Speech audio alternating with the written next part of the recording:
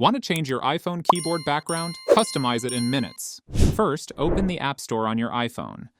In the search bar, type Gboard and search.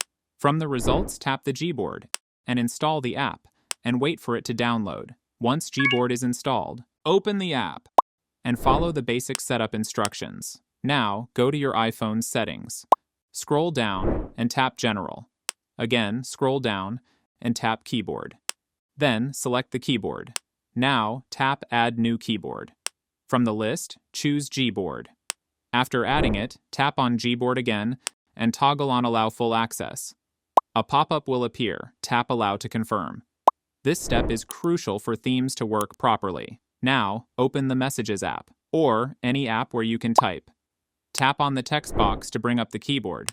Press and hold the globe icon on the keyboard. From the menu, select Gboard to switch keyboards. To change the keyboard background, go back and open the Gboard app. Tap on Themes. Here, you can choose from different colors, styles, or image backgrounds. Select the theme you like, and it will be applied instantly. And that's it. Your iPhone keyboard background is now customized. For more iPhone tips, subscribe.